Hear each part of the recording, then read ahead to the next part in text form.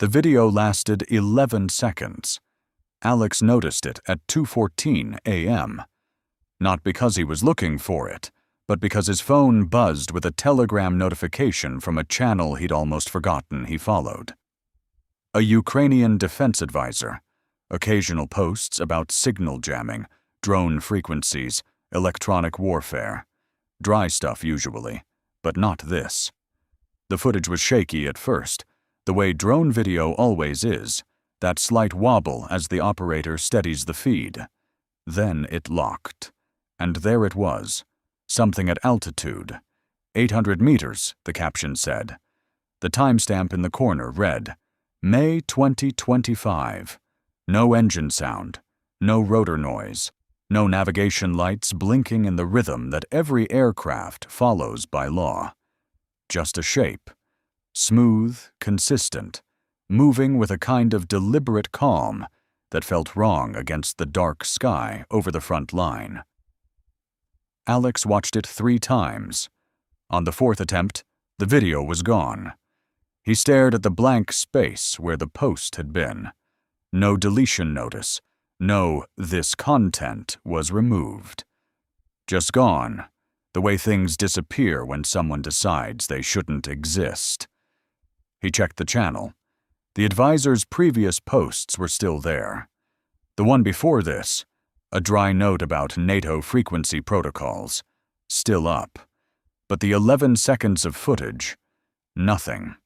Alex opened a new tab, searched the advisor's name, found nothing about the video, no reposts, no screenshots, no one talking about it. Except he had it. Downloaded automatically, the way his phone had been set up to do for years. A habit from the early days of the war, when evidence had a tendency to vanish before morning. He closed the laptop. Outside, Kyiv was quiet. He didn't sleep. Alex Marchenko had a rule: never chase ghosts. It was a rule he'd made for himself in 2019, after the incident with the Odessa story. He'd spent 3 months on it. A piece about a local official allegedly funneling humanitarian aid money into shell companies in Cyprus. Solid sources, he'd thought. A paper trail that seemed to lead somewhere real. He'd published it on a Tuesday morning. By Thursday, 2 of his sources had recanted, a third had disappeared entirely, and the official's lawyers were already drafting a defamation claim. The paper trail, it turned out, had been constructed specifically for him. Someone had wanted that story published, just not for the reasons Alex had assumed. He'd survived it, barely.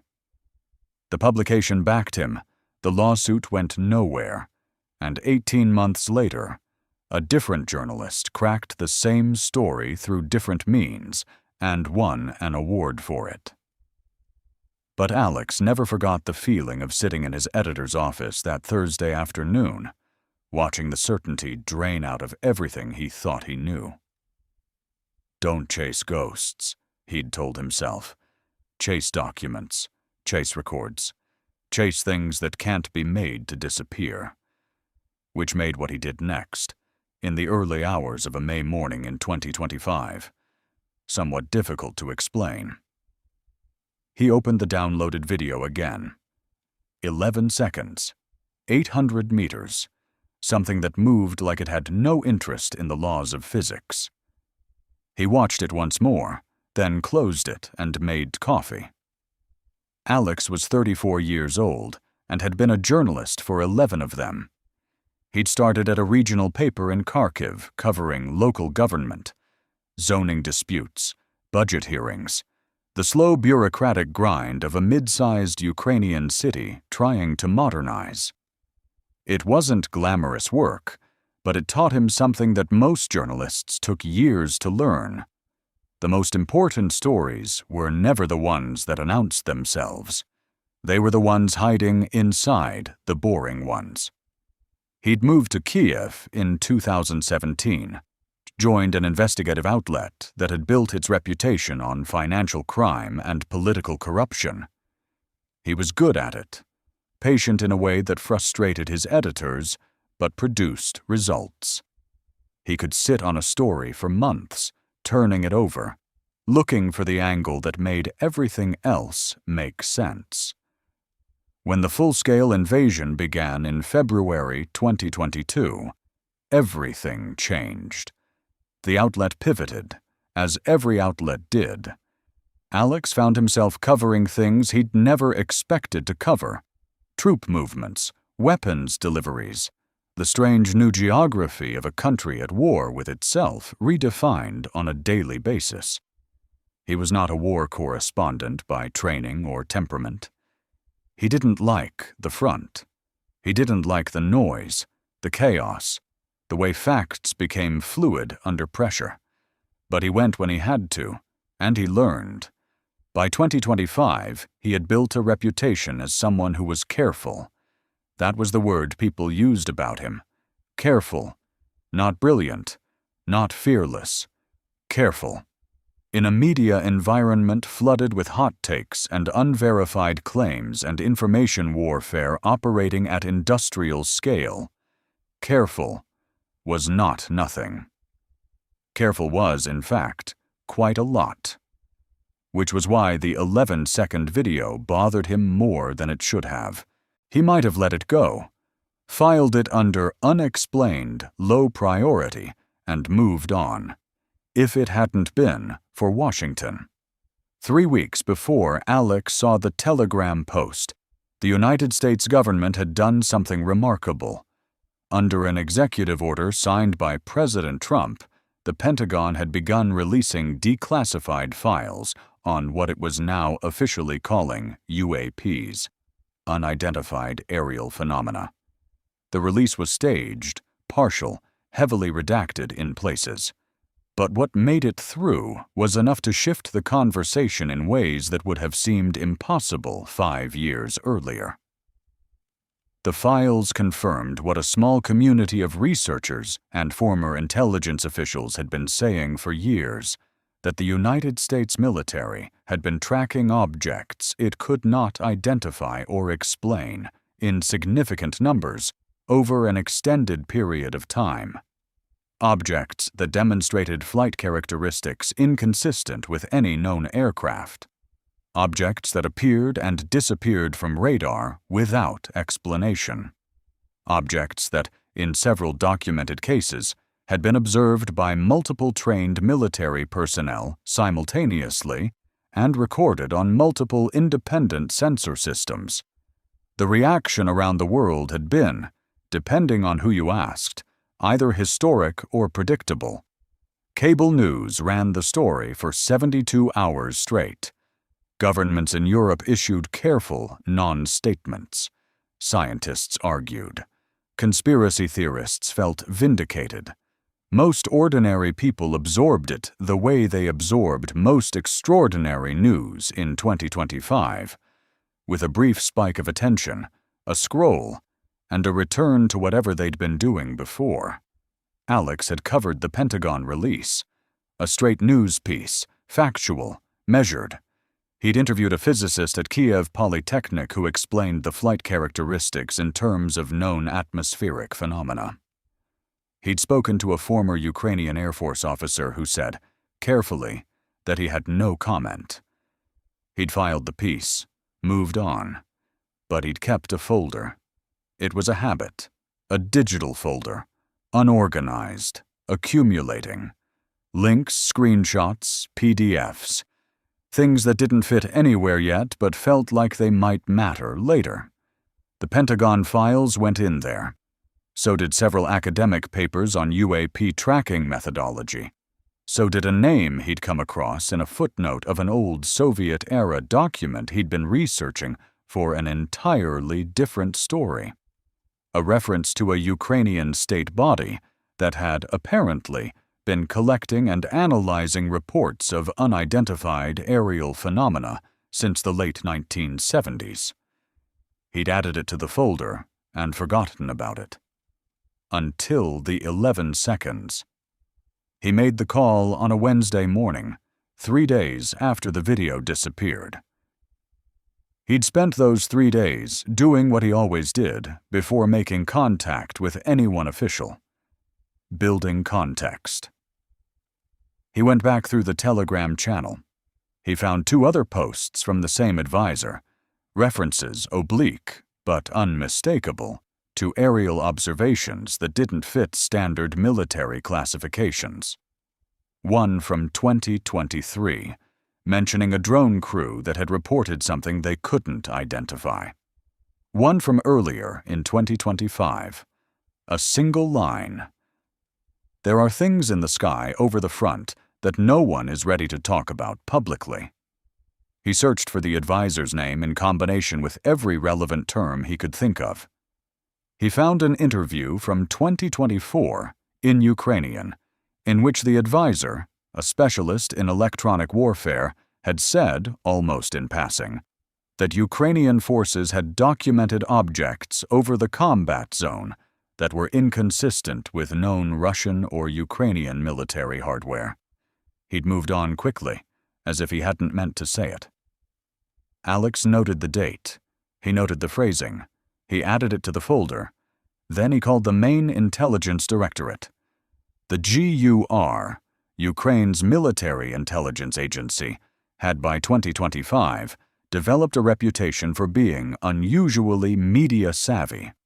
Unlike its equivalents in many countries, it maintained active public communications, used Telegram extensively, and had demonstrated a willingness to engage with journalists on specific topics when it served its interests.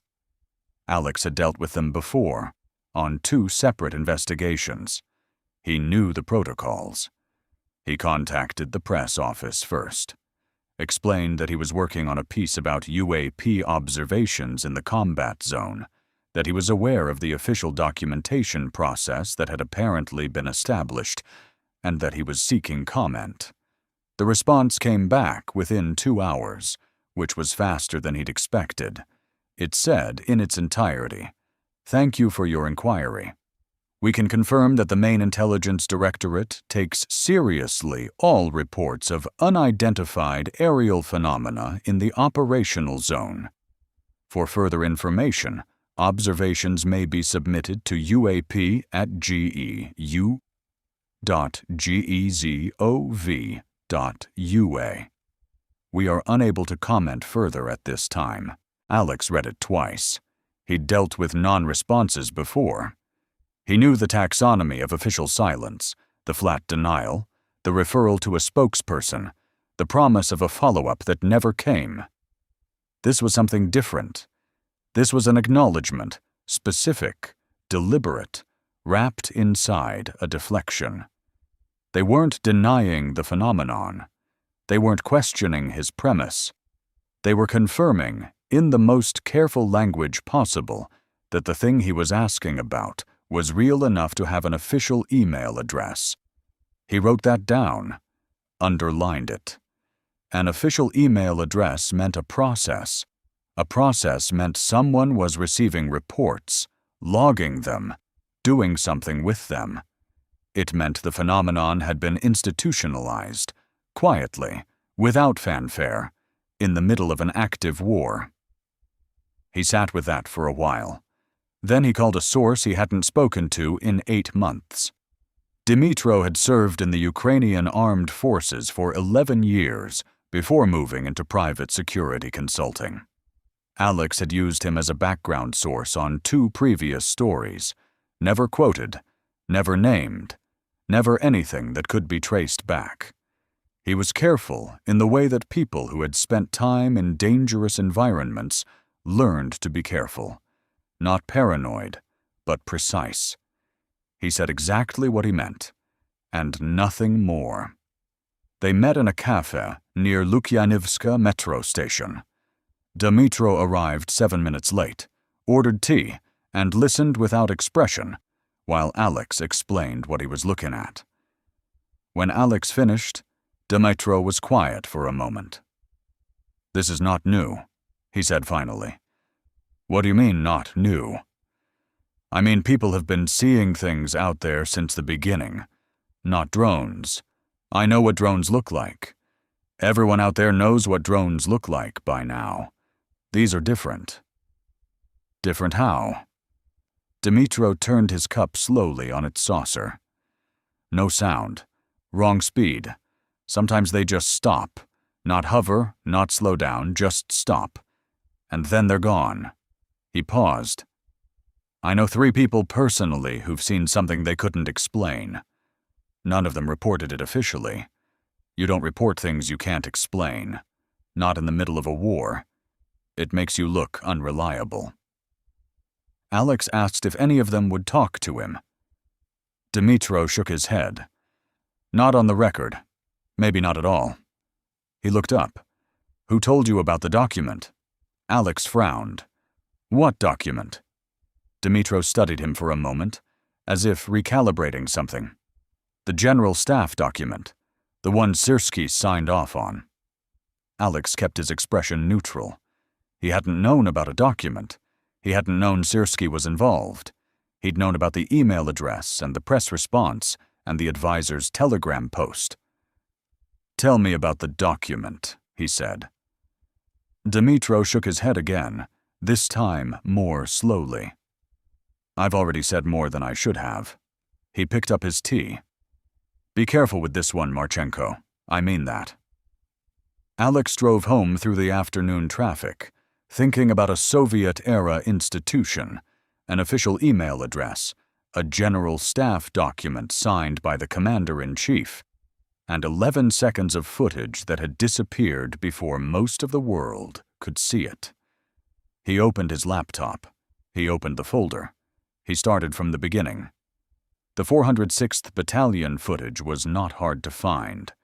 It had been posted, reposted, discussed, and then quietly buried in the way that inconvenient things got buried in the information ecosystem of a country at war. Not deleted, exactly, just submerged under the volume of everything else. Alex found it on the 3rd day of serious searching, embedded in a forum thread that had last been active in March 2024. The thread was titled, in Ukrainian, What did the Mavic see? It had 41 replies. Most of them were dismissive, a few were not. The video itself was 43 seconds long. Shot from a DJI Mavic drone, the kind Ukrainian forces had been using in enormous quantities since the early days of the full-scale invasion. Cheap, reliable, ubiquitous. The operator had clearly been conducting standard reconnaissance when something entered the frame.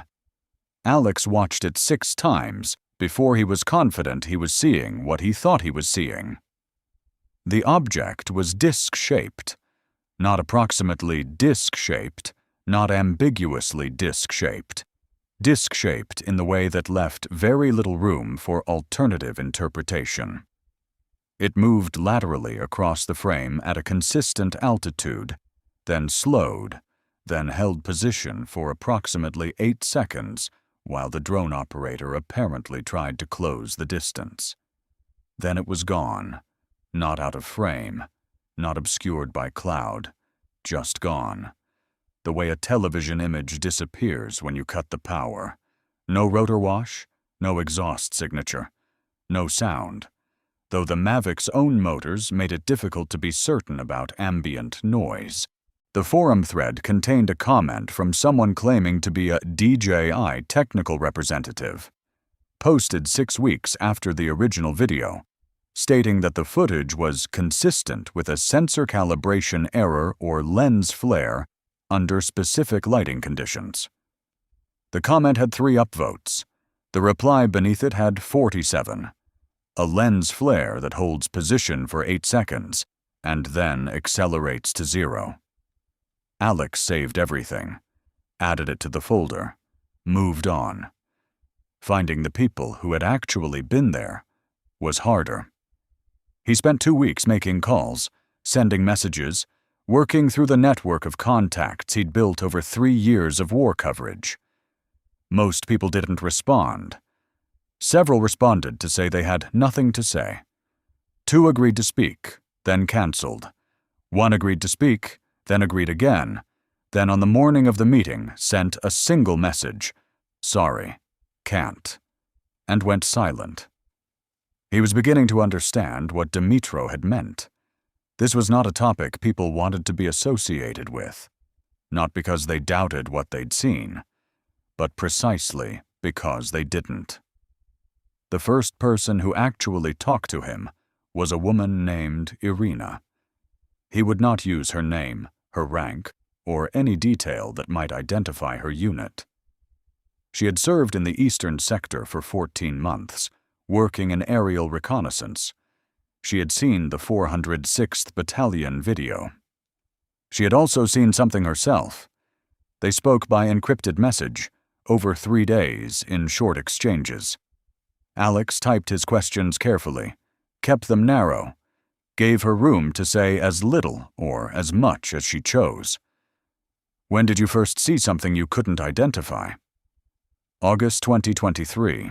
We were running a night observation mission. Standard stuff.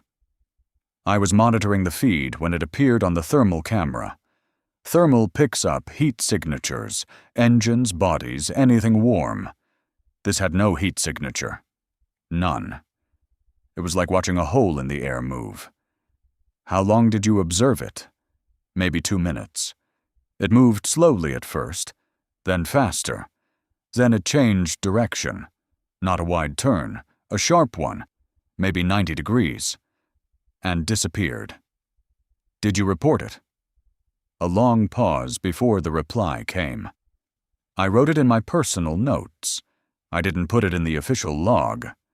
You don't write things in the official log that make you sound like you've been awake for 40 hours and started seeing things. Did you tell anyone? I told the person on shift with me. He saw it too. We agreed not to talk about it. Has he talked about it since? He was killed in January, near Avdiivka. Alex sat with that for a moment before typing his next question. Do you have a theory about what it was? Another pause. I've thought about it a lot. Russian experimental technology was my first assumption. That's everyone's first assumption. You're in a war. You assume everything belongs to someone. But I've followed Russian military development pretty closely since 2022. There's nothing in their known or suspected inventory that moves like that. Nothing that produces no heat. Nothing that can make a 90-degree turn at speed without any visible mechanism for doing so. So what does that leave? It leaves something I don't have a category for, and that's the part that bothers me more than anything else. The second source came through a different channel, a contact at a veterans support organization who knew people who knew people. His name, for Alex's purposes, was Serhiy. He had served with an artillery unit in the Zaporizhzhia sector and had left the army 6 months earlier after being wounded. He was willing to speak by voice, which Alex took as a sign of either unusual confidence or unusual need to be heard. They spoke for 2 hours. Serhiy had seen something in the spring of 2024. His unit had been operating near a tree line when one of his colleagues, a man with 15 years of military experience not given to imagination, had grabbed his arm and pointed upward without saying a word. It was just sitting there, Serhiy told Alex. 30, maybe 40 meters above the trees. No movement, no sound. Round, not like a circle exactly, more like a slightly flattened sphere. Metallic looking, or maybe just very reflective, because the light was strange around it, like it was bending the light somehow. How long did it stay? 4 or 5 minutes. We just watched it. Nobody said anything. I think we were all waiting for someone else to say something first. He paused. Then it went straight up. Not fast, almost gentle. And then it was gone. Did you report it? Our commander asked why we'd stopped moving. We said we thought we'd seen a Russian observation drone. He told us to keep moving. Did he believe you? I don't think he wanted to know. That's the thing. Nobody wants to know. You're out there trying to stay alive, trying to do your job, and something like that happens and the only sane response is to pretend it didn't. Because if you acknowledge it, then you have to deal with it, and you can't deal with it because you have no idea what it is. Alex asked Serhiy if he thought the objects were Russian. No, Serhiy said without hesitation. I thought that at first. But we've captured Russian equipment. We know what they're flying. Nothing they have looks like that or behaves like that. And the Russians are seeing them too. Alex stopped typing. How do you know that? Because one of the guys in my unit had been a prisoner for 3 weeks in 2023 before an exchange. When he came back, he told me that one of his guards, young guy, scared, just talking to fill the silence, had said something about strange things in the sky. Said the officers were telling them it was Ukrainian experimental drones, but the men didn't believe it. Alex wrote that down 3 times, in different places, so he wouldn't lose it. He turned back to the folder and the Soviet-era reference that had been sitting in it since before any of this started. It had come from a document he'd been examining for an entirely different purpose. Research into the administrative history of Ukrainian scientific institutions during the late Soviet period. The document was a partial inventory of bodies operating under the Academy of Sciences of the Ukrainian SSR in 1978. Most of it was exactly what it sounded like: committees, institutes, working groups on metallurgy and agricultural chemistry, and theoretical mathematics. But on page 11, between a working group on atmospheric physics and a commission on geodetic surveying, there was a single line: Commission on the Study of Anomalous Atmospheric Phenomena, established 1977, reporting to the Presidium. Anomalous atmospheric phenomena, the Soviet vocabulary for things that didn't fit. Alex spent a week trying to find out what had happened to it. The trail was predictably fragmented. Soviet institutional records had a way of dispersing across multiple archives after 1991, some of them properly catalogued, many of them not. But he found enough to piece together an outline. The commission had been established in 1977 at the direction of the Academy of Sciences, with a mandate to collect, classify, and analyze reports of unexplained aerial observations from across the Ukrainian Soviet Socialist Republic.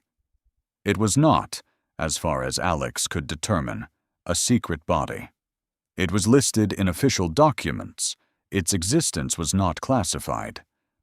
But it operated quietly, published nothing publicly, and reported upward through channels that became increasingly difficult to trace after the Soviet collapse. What happened to it after 1991 was where things got interesting. Alex found a reference in a 1994 Ukrainian parliamentary record, a footnote in a budget document, to an unspecified body described as continuing the functions previously performed by the Commission on Anomalous Atmospheric Phenomena under the Academy of Sciences, now operating under the authority of the Ministry of Defense. The budget line was small. The description was minimal, but it was there.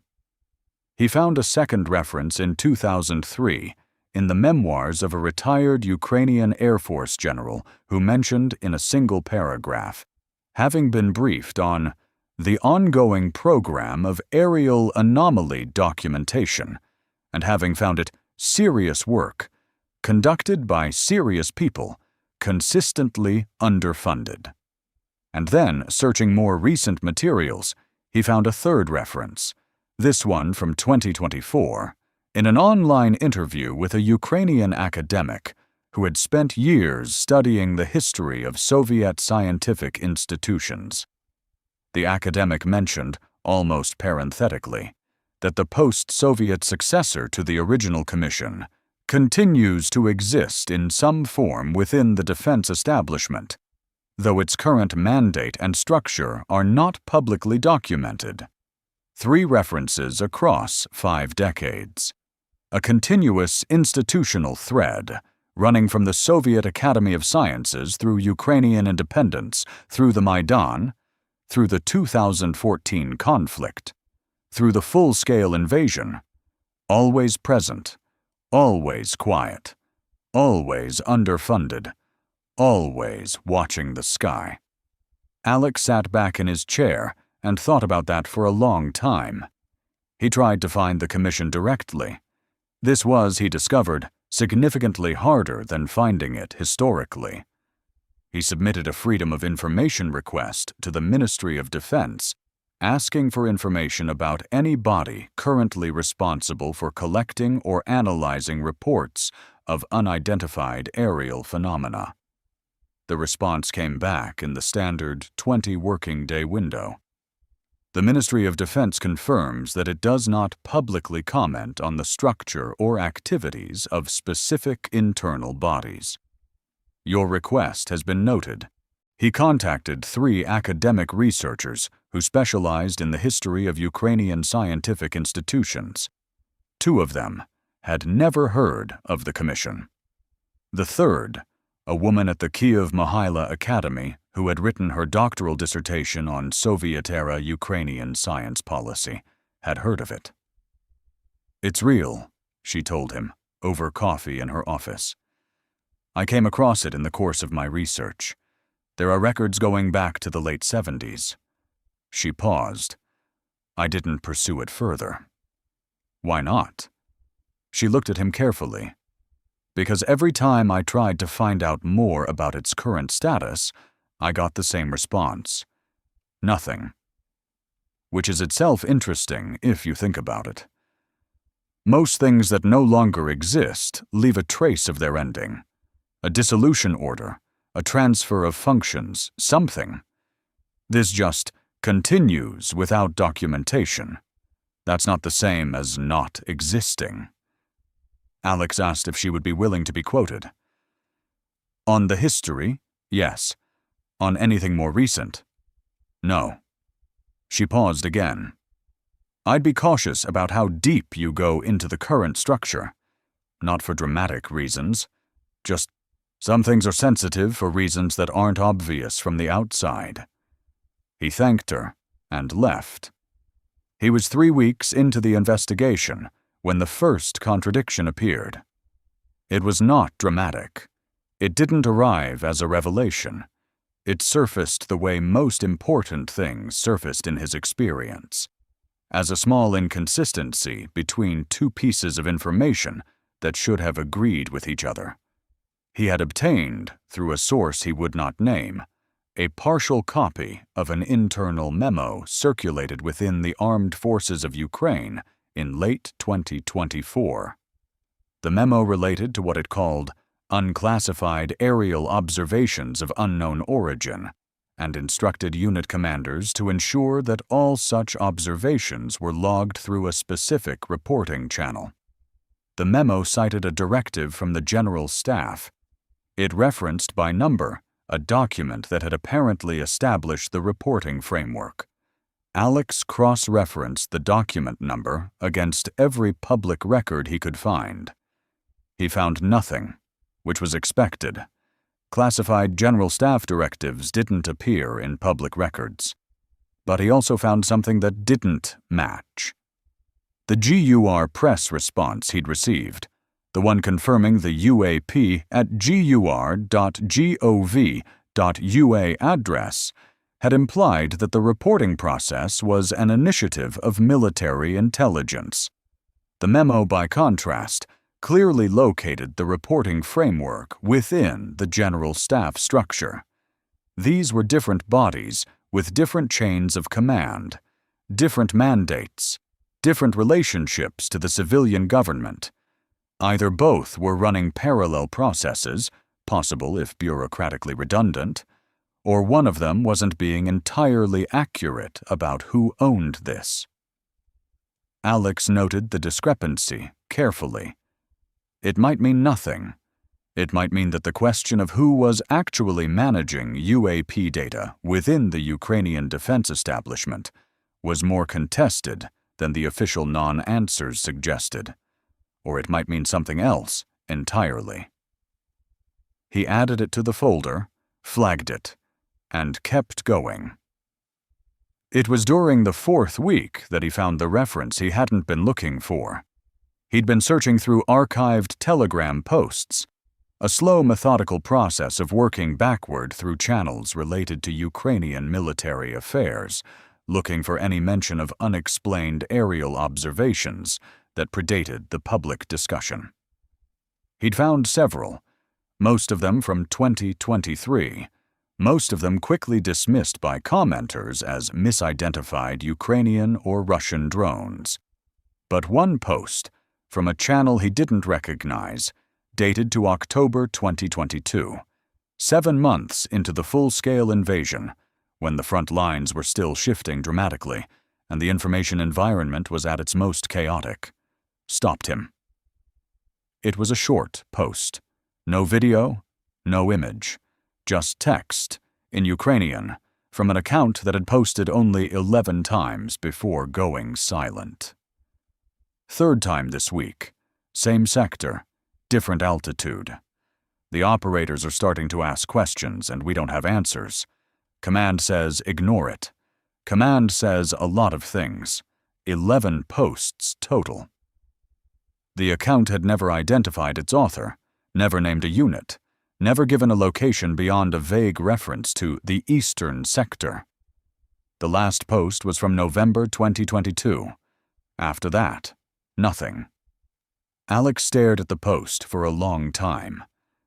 3rd time this week, which meant by October 2022, barely 8 months after the full-scale invasion began, someone, somewhere on the front, had already seen enough to establish a pattern. Not a single sighting, not an anomaly, a recurring phenomenon, regular enough to count. And Command's response had been, ignore it. He thought about Irina, not logging it in the official record, about Serhi's commander, not wanting to know, about the academic, choosing not to pursue the commission's current status, about Dmytro, warning him to be careful. There was a shape emerging from all of this, and it was not the shape of a cover-up exactly. It was something subtler, and in some ways more unsettling. It was the shape of a collective decision, made at every level simultaneously, to look away from something that didn't fit, because the cost of looking directly at it, in the middle of everything else, was simply too high. The war was real. The drones were real. The casualties were real. The supply lines and the trenches and the artillery exchanges and the slow grinding mathematics of attrition, all of it was real, and it demanded everything, and there was nothing left over for things that had no category. Whatever was in the sky above the front line, it had chosen, if choosing was something it did, the most perfectly invisible moment in modern history, to be there. Alex closed his laptop. He went for a long walk.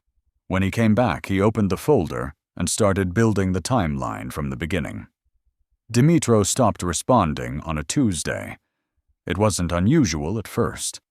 Dmytro had always communicated on his own schedule, sometimes quick, sometimes slow, always deliberate. Alex had learned not to read anything into a day of silence, or even 2. The man had a life, a business, other obligations. He wasn't Alex's source in any formal sense, just someone who knew things and occasionally chose to share them. But by the 5th day, Alex allowed himself to notice. He sent a short message, following up on our last conversation. No rush. Nothing. On the 8th day, he tried a different platform, a number Dmytro had given him years ago for emergencies, a signal account that Alex had never actually used. The message showed as delivered. It did not show as read. On the 12th day, Alex called the phone number he had for Dmytro, a mobile number, Ukrainian, that he'd had since 2021. It rang 6 times and went to voicemail. The voicemail message was Dmytro's voice, saying his name and asking the caller to leave a message. Alex didn't leave a message. He sat with this for a while, trying to be rational about it. People went quiet for reasons that had nothing to do with the conversations that preceded their silence. Dmytro was a private security consultant, working in a country at war.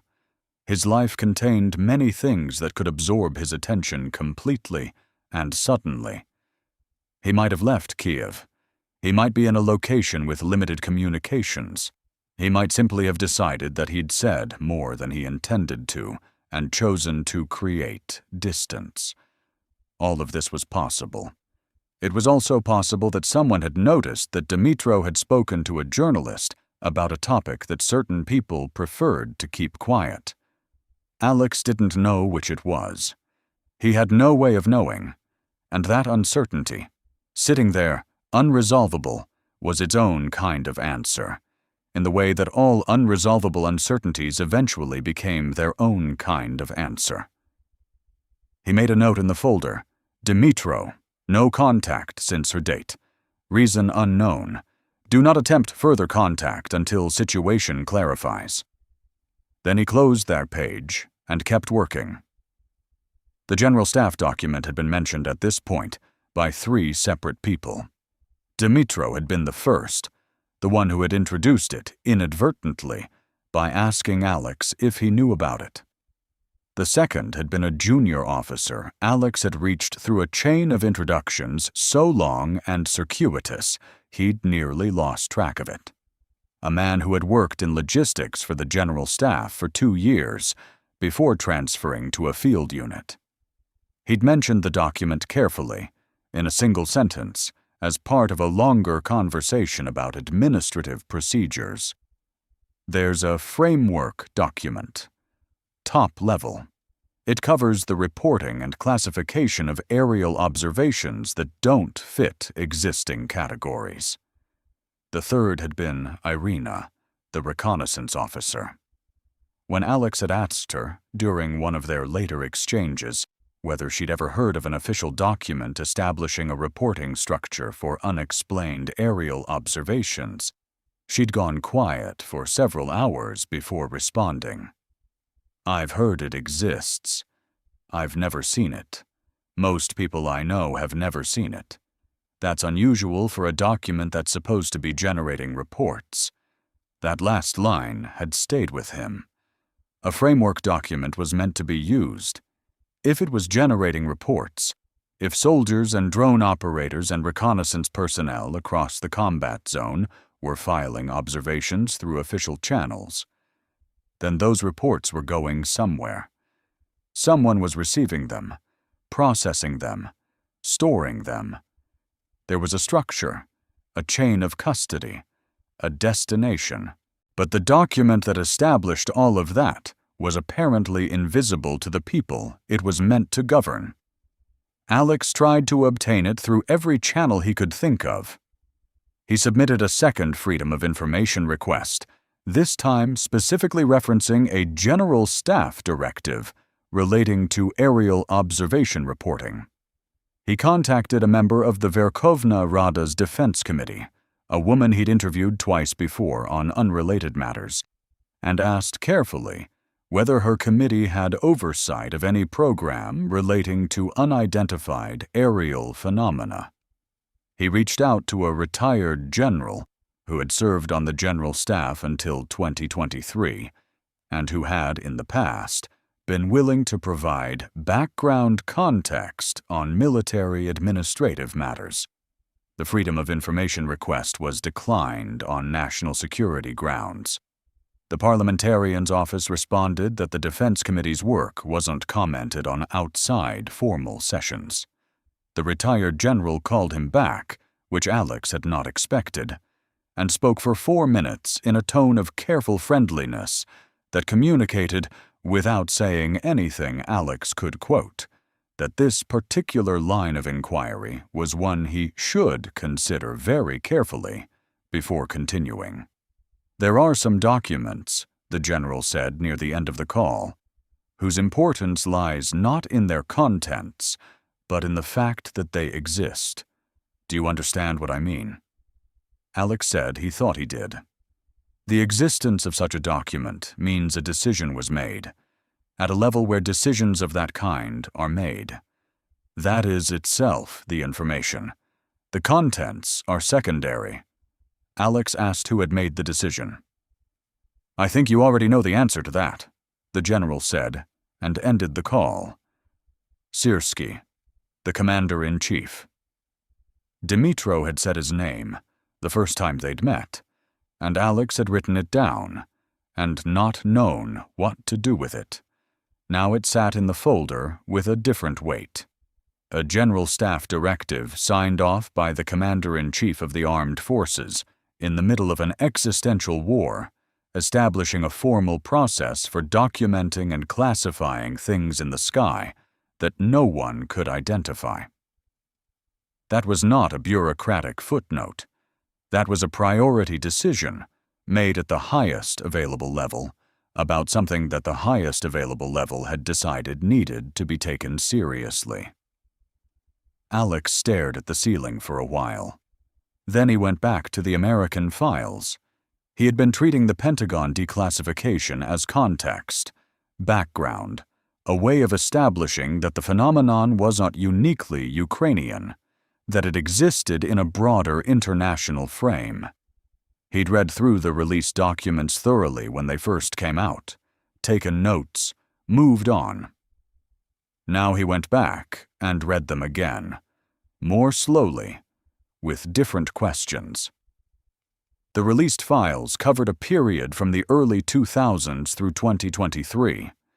They documented, in the dry language of military bureaucracy, observations made by U.S. Navy and Air Force personnel of objects that demonstrated what the documents called anomalous flight characteristics. The language was consistent across decades. The objects exhibited acceleration profiles inconsistent with known aircraft. They demonstrated the ability to operate without apparent propulsion systems. They showed no heat signature commensurate with the energy their movement implied. They appeared and disappeared from sensor systems without explanation. Alex made a list. He put it beside the descriptions he'd collected from Ukrainian sources. No heat signature. Check.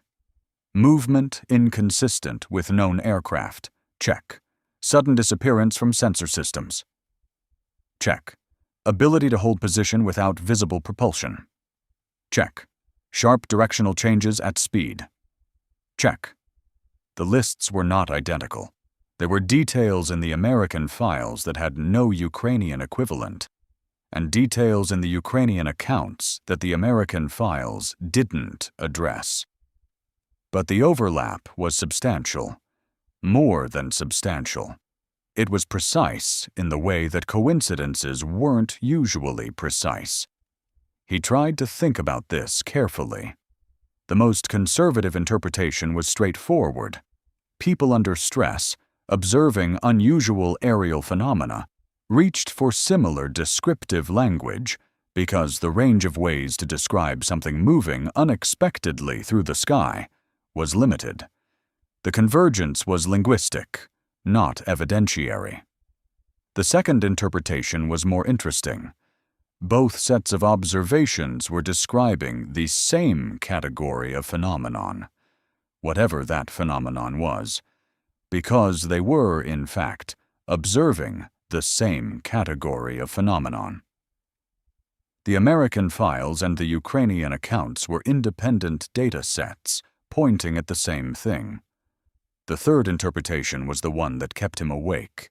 What if the convergence was not coincidental, and not simply because the phenomenon was genuinely shared, but because someone, somewhere, had access to both sets of data and had used the American descriptions as a template for constructing or amplifying the Ukrainian accounts?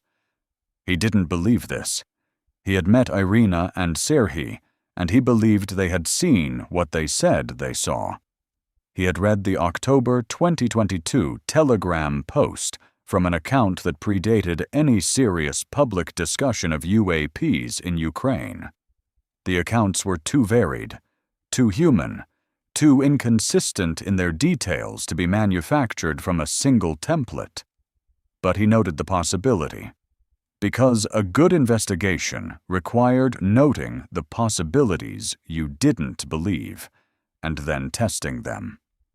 He added a new page to the folder, American Files/Ukrainian Accounts, Comparison Matrix. He spent 3 days building it. By the end, he had 47 specific points of correspondence. 47 was not a coincidence. 47 was a pattern. The anonymous message arrived on a Thursday evening. Alex was at his kitchen table, laptop open, working through a stack of scanned documents, administrative records from the 1980s that he'd obtained from a regional archive, hoping to find more detail on the original Soviet Commission. His phone was on the table beside him, face up. He saw the notification arrive. It was a telegram message from an account he didn't recognize. No profile photo, no username, just a string of numbers. The message was 9 words in English. This is not Russian. Stop assuming. You're not close. Alex stared at it. He took a screenshot immediately, then checked the account. It had been created, according to the metadata visible to him, 40 minutes earlier. It had no other activity. It had sent one message. This one. He typed back, "Who are you?" The message sat unread for 6 minutes. Then the account disappeared entirely, not blocked, gone, as if it had never existed. He sat very still for a moment. Then he opened a new document and wrote down everything he could observe about the message. English, not Ukrainian. That was the first thing. Everyone else in this investigation had communicated with him in Ukrainian or Russian. Whoever had sent this either didn't know his language or had chosen English deliberately, to signal something, to create distance, to communicate in a register that felt official or international. This is not Russian. Not "we don't think it's Russian." Not "there's no evidence it's Russian." A flat declarative. The grammar of someone who knew, not someone who suspected. Stop assuming. Which implied they had been watching his assumptions, following his work, aware of his current thinking. Which implied either a source close to him or access to his communications. You're not close. This was the one he kept returning to. Not "you're wrong," not "you're looking in the wrong direction." You're not close, which implied there was something to be close to. A truth, a destination, an answer. It implied that the correct direction existed and that Alex was not currently pointed at it. He thought about what he'd been assuming. His working hypothesis at this point had been cautious but conventional. The objects were most likely advanced technology belonging to a third party. Not Russian, not Ukrainian, not American, but some other state actor with a significant but covert aerospace development program. China was the obvious candidate. The timing made a certain kind of sense. A major land war in Europe, both sides of which were dependent on aerial surveillance and drone technology, provided an extraordinary intelligence-gathering opportunity for any power with the means to exploit it.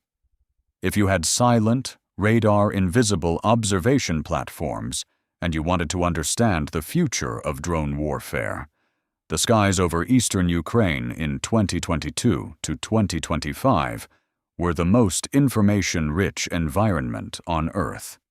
It was a rational hypothesis. It fit the available evidence. It didn't require anything exotic. This is not Russian. Stop assuming. You're not close. He wrote at the bottom of the page, If not Russian, not Ukrainian, not American, and apparently not what I'm currently assuming, then what? He sat with the question for a long time. He went back to the sources. He contacted Irina again and asked her directly whether there had ever been any suggestion within her unit about the possible origin of the objects. Any theory, official or unofficial, that had circulated among the people who'd seen them. Her response took 2 days. When it came, it was longer than her previous messages. There were a few theories. Russian experimental. Everyone started there, and most people stayed there because it was the most comfortable. Then some people moved to Chinese, for the reasons you can probably guess. But there was a third one that I heard a few times, always quietly. Always from the people who'd actually seen something rather than just heard about it. Alex typed, "What was the third one?" That it wasn't anybody's, that it wasn't a program, that it wasn't something that had been built somewhere and deployed for a purpose. What does that mean? It means what it means. I'm not saying I believe it. I'm saying I heard it. From people who had 15, 20 years of military experience and had spent a significant part of those years looking at the sky professionally. They weren't people who believed things easily. Alex held this for a moment, then asked, "Did anyone try to shoot one down?" Another long pause. There were 2 attempts, as far as I know. Neither produced any result. In one case, the operator reported that the targeting system couldn't lock. The object didn't register as a solid mass, which shouldn't be possible. In the other case, the object simply wasn't there by the time the response was organized. I can't verify either of these. I'm telling you what I was told. Alex typed, "Thank you." Then, after a pause, "Are you safe?" "I'm always careful. You should be too." He called a physicist, not the one he'd interviewed for his Pentagon piece, a different one. Someone he'd been pointed toward by a contact at the National Academy of Sciences. A woman who had spent her career studying atmospheric plasma physics and had, in the later part of that career, developed a sideline interest in the physical parameters of observed UAP behavior. She agreed to speak on background.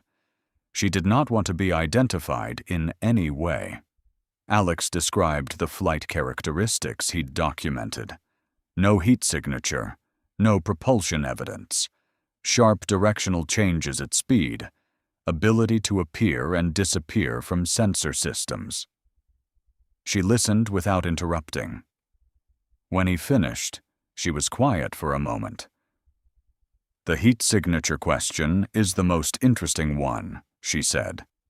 "Every known propulsion system generates heat as a byproduct of energy conversion. If you're moving a mass through the air at the speeds being described, you're doing work, and work produces heat. The absence of a thermal signature isn't just unusual, it's physically problematic. It implies either a propulsion mechanism that doesn't convert energy in any way we currently understand, or an active system for suppressing thermal output that is significantly beyond anything in the public domain." What about the directional changes? Same issue. Angular momentum is conserved. A sharp directional change at speed, without deceleration, requires either an extraordinary application of force, which would, again, produce observable effects, or something that's not subject to the inertial constraints we apply to known physical objects. What does that mean in plain language? Another pause. It means that if the observations are accurate, and I'm not in a position to verify that, the objects either represent technology that is substantially more advanced than anything we have public knowledge of, or they represent something that isn't operating within the physical framework we use to describe known phenomena. Those are very different things, Alex said. Yes, she said. They are. He asked which she thought was more likely. I think, she said carefully, that a scientist is obliged to follow the evidence rather than her priors. And I think the honest answer is that I don't know. Both possibilities are, in their different ways, extraordinary. I've spent my career being skeptical of extraordinary claims, but I've also spent my career understanding that the universe is not obliged to conform to what I find comfortable. She paused once more. I'll tell you what I tell my students. The most dangerous assumption in science is the assumption that the set of possible explanations you can currently conceive of is the complete set. It almost never is. He was building toward something, and he could feel it, the way you could feel the shape of a story before you could articulate it. A gathering of weight, a center of gravity forming somewhere in the mass of material he'd accumulated. He went back to the anonymous message. Read it again. This is not Russian. Stop assuming. You're not close. He had been operating on the assumption that the truth of this story was a strategic truth, a geopolitical truth, the kind of truth that involved states and programs and decisions made in rooms he'd never have access to. He'd been looking for the human architecture behind the phenomenon, who built it, who deployed it, who was watching the data. You're not close. What if the truth wasn't strategic? What if the human architecture, the Soviet Commission, the GUR email address, the General Staff document, Siersky's signature, was itself just the response to something that preceded it? What if the institutions he'd been mapping were not the story, but merely the evidence that the story was real? He opened a new page in the folder. At the top, he wrote a single question, in English, because somehow English felt like the right language for it. The language of the anonymous message, the language of the Pentagon files, the language of something that didn't belong to any particular place. What if no one built it? He stared at the question for a long time. Outside, the city moved through its evening routines. Traffic, voices, the distant sound of an air raid siren beginning and then stopping, as if reconsidering. The war continued, as it always continued, at its own implacable pace.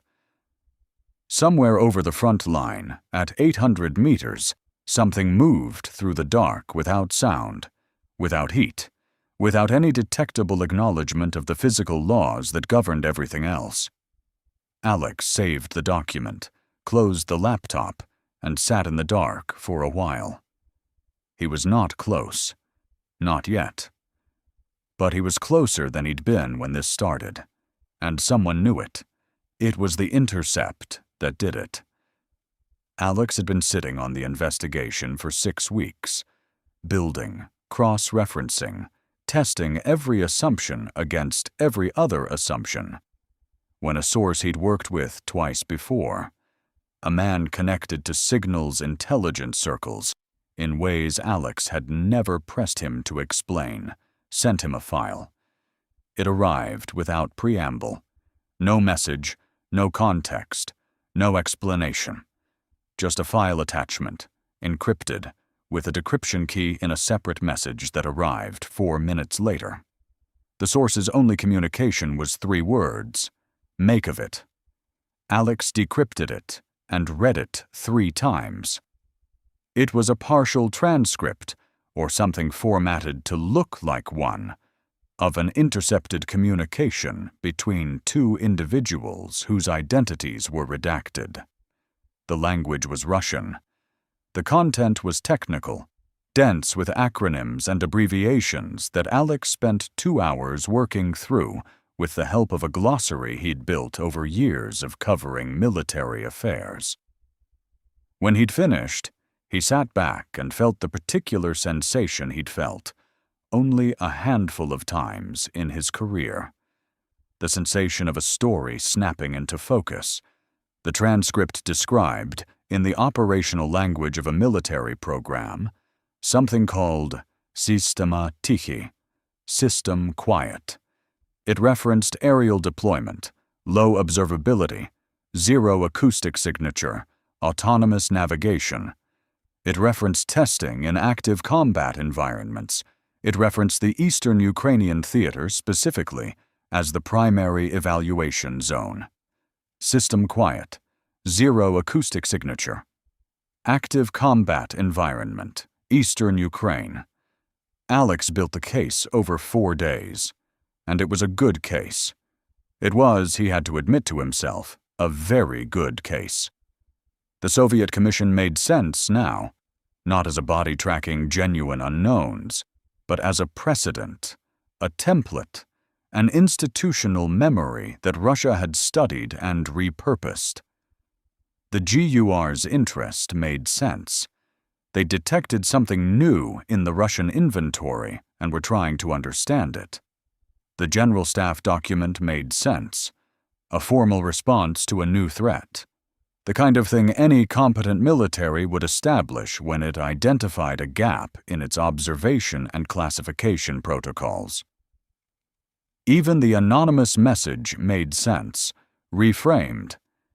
This is not Russian could-be disinformation, a planted suggestion designed to push him away from the correct conclusion. You're not close could be exactly what a counterintelligence operation would want him to believe. He wrote the story in 3 days, 1,200 words, tightly structured, carefully hedged, but directionally clear. He named no sources. He described the transcript without reproducing it. He laid out the circumstantial architecture, the flight characteristics, the institutional responses, the timeline, and pointed it, firmly, at a Russian advanced technology program conducting covert battlefield evaluation over Ukrainian territory. It was the story he'd been building toward for 2 months. He sent it to his editor on a Wednesday afternoon with a note. Ready to publish pending your review. I think this is solid. His editor responded within the hour. Reading now. Call me tomorrow morning. Alex went to sleep, feeling for the first time in weeks that he knew what he was doing. The call came at 9 the next morning. His editor, Vasil, was a careful man, slower to publish than most editors Alex had worked with, more demanding about sourcing, more cautious about claims that couldn't be independently verified. Alex had sometimes found this frustrating. He did not find it frustrating now. I have questions, Vasil said. I expected questions. The transcript. Who gave it to you? A source with signals intelligence connections. I've used him before. He's been reliable. On this specific type of material? Alex paused. On military matters, generally. I want to be clear about what I'm asking, Vasil said. Has this source ever provided you with intercepted communications before? Not summaries, not descriptions. Actual transcripts or files formatted as transcripts. Alex thought about it. No, this is the first time. And he gave it to you with no context. 3 words. Make of it. Vasil was quiet for a moment. I've been in this business for 22 years, Alex. Do you know how many times a source has handed me exactly the document I needed, at exactly the moment I needed it, with no explanation? Alex knew where this was going, but he let Vasil finish. Twice, and both times it was because someone wanted me to have it. They spent the next 3 hours on the call, working through it piece by piece. Vasil had done his own reading before calling. He'd gone through the story carefully, identified every evidentiary claim, and mapped each one back to its source. When they laid it out together, a pattern emerged that Alex had been too close to see. The transcript was the spine of the story. Everything else leaned on it. Without the transcript, Alex had witness accounts, institutional circumstantial evidence, and a pattern of official non-response. Interesting, suggestive, but not conclusive. With the transcript, he had a specific program, a specific name, a specific operational context that organized everything else into a coherent narrative. "Take the transcript out," Vasil said. "What do you have?" "A strong circumstantial case for something unexplained over the front line, with official acknowledgement of the phenomenon and institutional response. No clear attribution." "And with the transcript?" "Attribution to a Russian program." "So the transcript is doing all the work of attribution?" "Yes."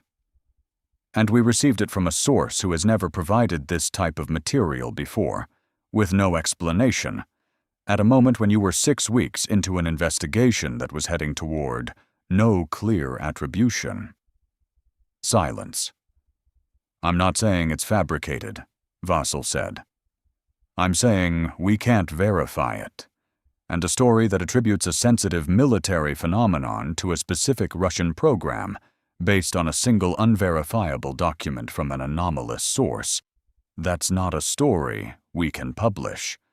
Alex knew he was right. He had known it, somewhere, since the moment he'd articulated the case to himself, and noticed how perfectly everything fit. Real investigations rarely fit perfectly. Evidence was messy, contradictory, incomplete. When everything locked together like this, it usually meant someone had assembled it that way. "Pull the story," he said. "I already did. I wanted to talk to you first." Alex sat with the wreckage of 6 weeks for a moment. "Who benefits?" he asked. "From you publishing a story attributing this to a Russian program?" "Yes." Vasil thought about it. "Anyone who wants the conversation to stay conventional, anyone who wants the attribution to be state-level technology rather than something else. Anyone who finds the Russian weapon explanation more manageable than the alternative. Which is, whatever the alternative is, you're the one investigating." He called the signal's intelligence source that afternoon. The man answered on the second ring, which was itself unusual. He normally made Alex wait. "The transcript," Alex said. "Tell me where it came from." A pause. Not long, but present. "I told you. Make of it." "I need to know the chain of custody. Who gave it to you?" Another pause. Longer this time. "It came through a channel I use. I can't go further than that." "Can you verify it independently? Can you confirm that System Quiet exists through any source other than the document itself?" The silence that followed was of a different quality than the previous ones. It was the silence of a man deciding something.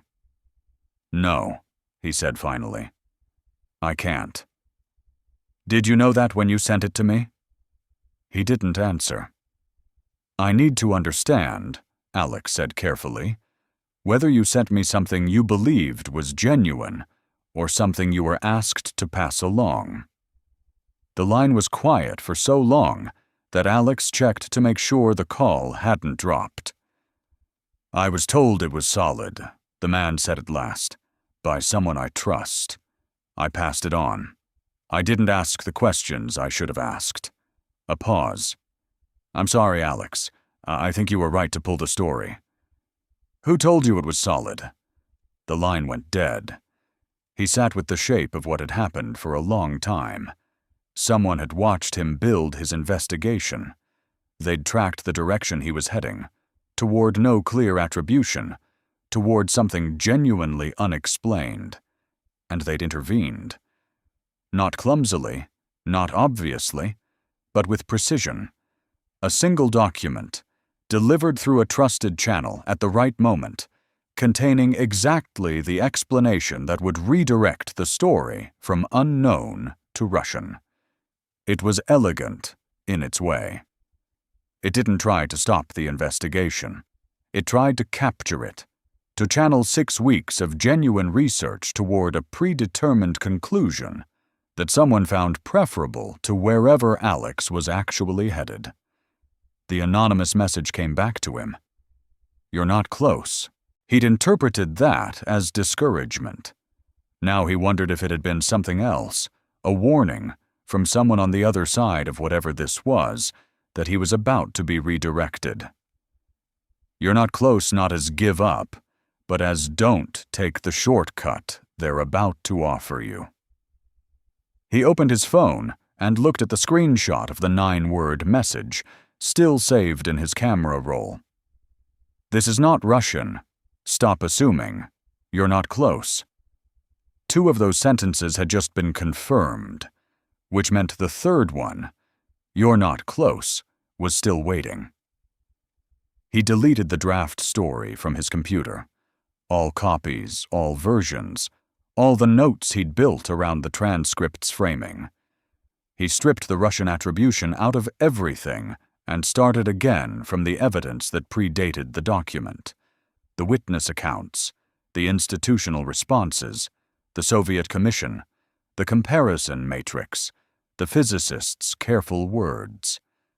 The most dangerous assumption is that the set of possible explanations you can currently conceive of is the complete set. He had nearly published a story that someone had built for him. He wasn't going to make that mistake twice. He started with what he knew, not what he suspected, not what his sources had implied, not what the patterns suggested, what he actually, verifiably knew. He wrote it out longhand, on paper, because paper couldn't be accessed remotely and couldn't be searched and couldn't be sent to anyone without his knowledge. He filled 3 pages with small, careful handwriting and then read them back to himself. He knew that Ukrainian military personnel had been observing unidentified aerial phenomena over the combat zone since at least October 2022, based on a Telegram post that predated any serious public discussion of the subject. He knew that the observations were consistent across independent witnesses who had no contact with each other. No heat signature, no acoustic output, flight characteristics inconsistent with known aircraft, sudden appearance and disappearance from sensor systems. He knew that the Ukrainian state had responded institutionally. A reporting framework established at the general staff level, signed off by the commander-in-chief, an official email address managed by military intelligence, a state body with roots in the Soviet era that had been quietly tracking anomalous aerial phenomena for nearly 5 decades. He knew that the American Pentagon files documented phenomena with characteristics that overlapped with significant precision with what Ukrainian sources described, independently, across a gap of years and thousands of kilometers. He knew that someone had tried to redirect his investigation toward a Russian attribution using a fabricated or unverifiable document, delivered through a trusted channel at the moment when his research was most vulnerable to capture. He knew that an anonymous source, operating in English, from an account that existed for less than an hour, had told him the Russian attribution was wrong before he'd even received the document that would try to establish it. He sat with these facts for a long time. Then he built the theories. Theory 1. Advanced State Technology. Third party. This was the most conservative interpretation and the one that required the fewest departures from the known world. A state actor, not Russia, not Ukraine, not the United States, had developed aerial platforms with capabilities significantly beyond what was publicly documented. Silent propulsion, thermal suppression, radar invisible, capable of sustained operation at altitude over active combat zones. The candidate list was short. China had the resources, the technological ambition, and a clear strategic interest in observing the most significant land war Europe had seen in 80 years. The eastern Ukrainian front was a laboratory. Drone warfare, electronic countermeasures, artillery targeting, air defense systems. Everything the next generation of military technology would be built around was being tested and refined in real time, at scale, under genuine operational conditions. An intelligence-gathering capability that could operate undetected over that environment would be extraordinarily valuable. It was a rational hypothesis. It explained the institutional response. If Ukrainian intelligence had identified a foreign observation program operating over their territory, the combination of official acknowledgement and official silence made sense. You couldn't publicly accuse a major power of overflying your war zone without consequences. You could document it, study it, try to understand it, and keep the information close. But it didn't explain everything. It didn't explain the thermal absence, not the suppression of heat, which was theoretically achievable, but the complete absence of any heat signature consistent with energy expenditure. Moving mass through air at the observed speeds required energy. Energy produced heat. The absence wasn't just a suppression problem, it was a physics problem. It didn't explain the targeting failure Irina had described. A system that couldn't achieve lock because the object didn't register as a solid mass. Known stealth technology reduced radar cross-section. It didn't make objects fail to register as physical matter. And it didn't explain the October 2022 telegram post. If this was a Chinese observation program deployed to monitor the war, it would have been ramped up after February 2022, which meant the most intense observation activity should have come later, as the program matured. But the earliest documented sightings were from the war's first year, consistent and already frequent enough for the anonymous poster to write. Third time this week. Theory 1 was possible. It was not sufficient. Theory 2. Classified Western program. Alex considered this one carefully because it was the theory most likely to get him into serious trouble if he pursued it publicly without evidence. The United States and its NATO allies had, over the course of the Ukrainian conflict, provided levels of intelligence support, surveillance capability, and technical assistance that had never been fully disclosed.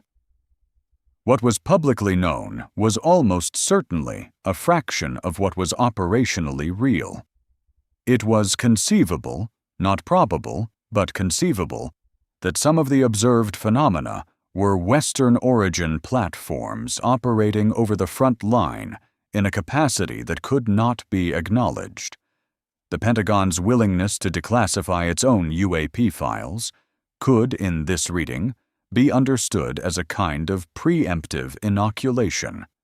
By publicly acknowledging that unexplained aerial phenomena existed and were being studied, you created a category, UAP, that could absorb observations of your own classified assets without requiring specific denial.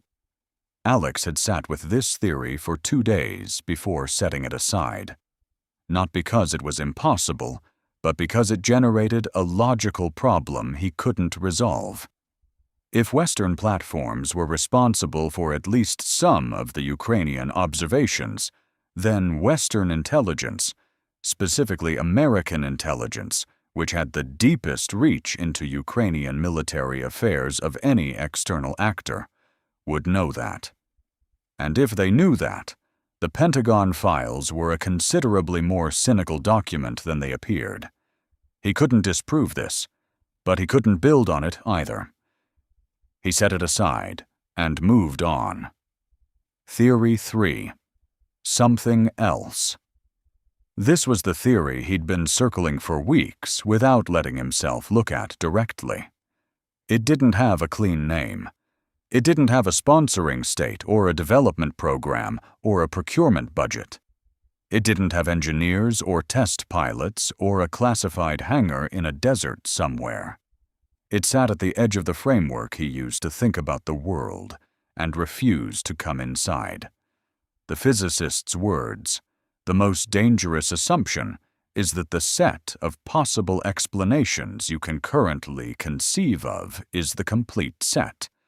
Irina's words, "It wasn't anybody's. It wasn't a program. It wasn't something that had been built somewhere and deployed for a purpose." The American files, across 2 decades of careful military documentation, describing objects that behaved in ways that violated the physical constraints applied to every other known thing in the sky. The Soviet Commission, established in 1977, running continuously through the collapse of one state and the birth of another, through independence and revolution and war. Always present, always watching, always underfunded, as if the people running it had long since accepted that whatever they were watching was not going to resolve itself into something comfortable. Alex had spent his career being skeptical. He'd built his reputation on skepticism, on the refusal to accept things that couldn't be verified, on the insistence that evidence was the only currency that mattered. He believed in documents and records and things that could be checked, but he also believed in the obligation to follow an investigation wherever it actually led, rather than to the conclusion that was most professionally comfortable. And this investigation, stripped of the fabricated transcript and the convenient attribution and every assumption he'd brought to it at the beginning, led somewhere that had no name. Not Russian, not Chinese, not Western, not anybody's. Something that had been in the sky over human conflict, apparently, for longer than the conflict in Ukraine, documented in American files going back to the early 2000s, institutionally acknowledged by the Soviets in 1977, described in terms so consistent across independent observers in different countries and different decades that the consistency itself had become a kind of evidence. Something that appeared over the places where human beings were most intensely, most desperately engaged with each other, and watched, without sound, without heat, without any apparent concern for the laws that governed everything else. He didn't write that in his notes. He wrote the evidence. He wrote the theories. He wrote the questions. But he sat with it, alone, in his kitchen, with the city quiet outside, and the folder open on the table, and 3 pages of handwriting that represented everything he actually knew. And he allowed himself to think, just once, the thought he'd been refusing to think. What if it's been here for a very long time, and the war just made it easier to see? He called the academic from Kiev Mohyla, the one who had written her dissertation on Soviet scientific institutions, who had found the commission in the archives and chosen not to pursue it. She picked up on the 3rd ring. "I have one question," Alex said. "You told me you didn't pursue the commission's current status. You said some things were sensitive for reasons not obvious from the outside. I want to ask you something different now. In all your research, the historical records, the documents, the archive material, did you find any indication of what the commission actually concluded? Not about current status, about what they were studying, what they found?" A long silence. "There was one document," she said finally, "from 1989, an internal summary, not a report, more like a note, from the commission chair to the Academy Presidium. I almost missed it. It was misfiled under a different subject heading." "What did it say?" "It said," she stopped, started again. "It said that after 12 years of systematic observation and data collection, The Commission had reached a consensus on 2 points. First, the phenomena were real, in the sense that they were consistently observed by reliable witnesses using calibrated instruments, and could not be explained by atmospheric or meteorological causes.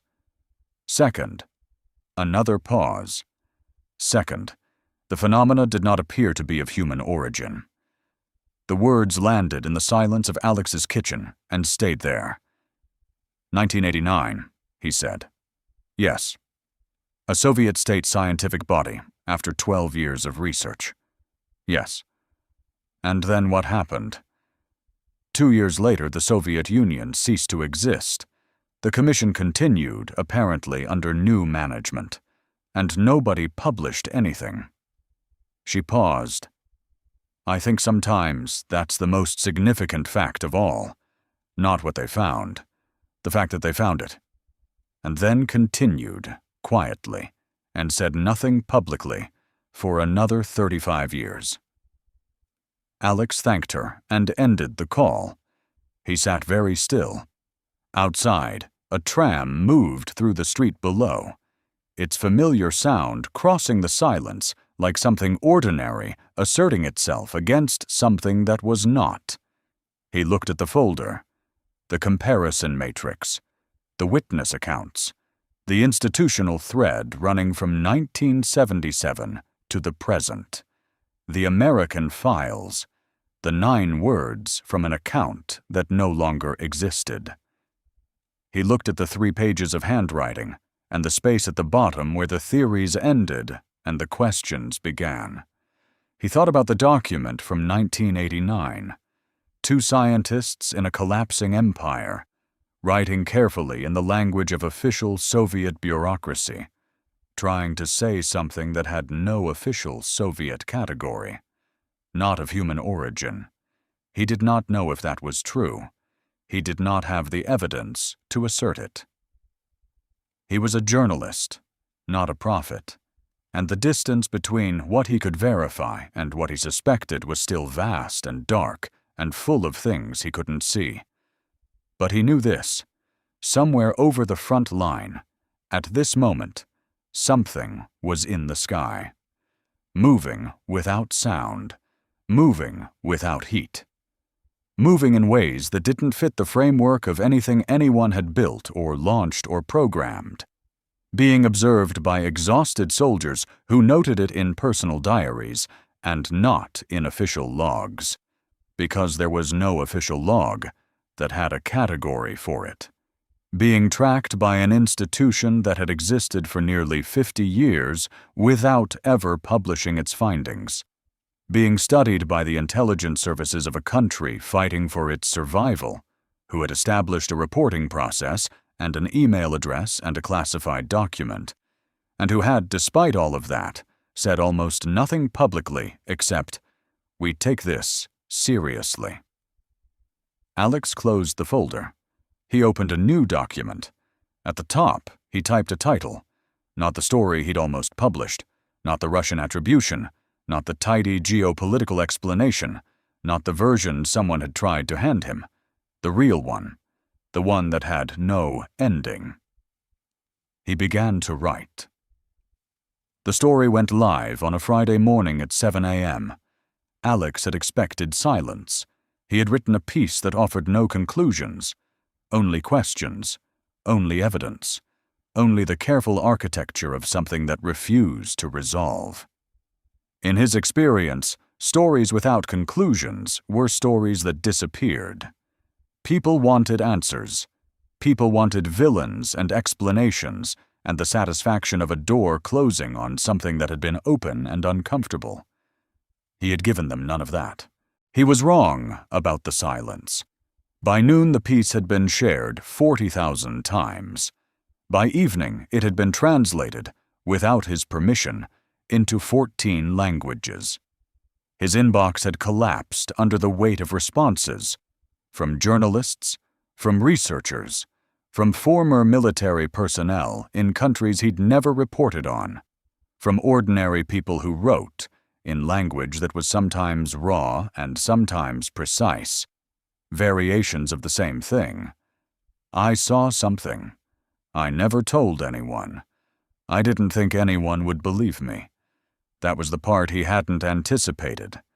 He had written the piece for a professional audience, for people who followed Ukrainian affairs, who understood the institutional context, who could evaluate evidence.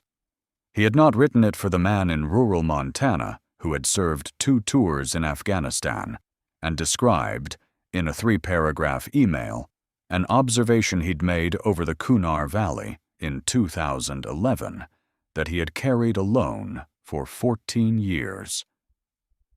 He had not written it for the retired Finnish Air Force pilot who sent him a technical diagram she had drawn from memory the morning after a night flight in 2019 of something she'd seen at altitude over the Gulf of Finland.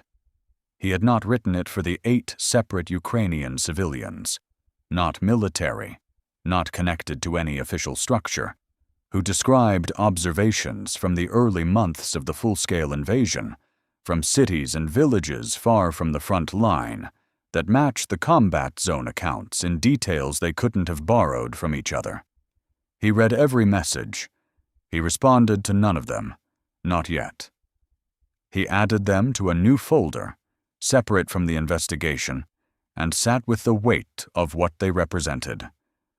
All these people, carrying the same thing alone, in the same silence, for the same reason. Because there was no official category for what they'd seen, and without a category, there was no language. And without language, there was no way to speak it without sounding like someone whose credibility had come loose from its moorings. He had given them a category. That was apparently what the piece had done, whatever else it had or hadn't accomplished. He wasn't sure how he felt about that. 3 days after publication, he received a call from a number he didn't recognize. A Kyiv area code, but not one he knew. The voice on the other end was a man's, older, measured, speaking Ukrainian with an accent that placed him somewhere in the west of the country. "I read your piece," the man said. "A lot of people did. I worked for the Commission for 11 years, the one you described. I won't tell you which years." A pause. "I want you to know that your account of its history is accurate, as far as it goes." Alex kept his voice even. "How far does it go?" "Far enough to be true, not far enough to be complete." Another pause, longer. "I'm not going to tell you what you're missing. I'm not going to give you documents or names or anything you can use. I'm calling because I thought someone should tell you that you asked the right questions." "And the answers?" The man was quiet for a moment. When he spoke again, his voice was different. Not guarded, exactly, but careful in the way of someone navigating around something large in the dark. "I spent 11 years looking at the data," he said. "Everything we collected, every observation, every instrument reading, every report, and I can tell you, the data is real. The phenomenon is real. And after 11 years, I was no closer to understanding it than I was on the first day." He paused. "That is not something that happens with technology. Technology can be reverse engineered. Technology has logic. Technology yields to the right questions." A long pause. "This does not yield." The line went quiet. Alex waited. "You wrote something in your piece," the man said.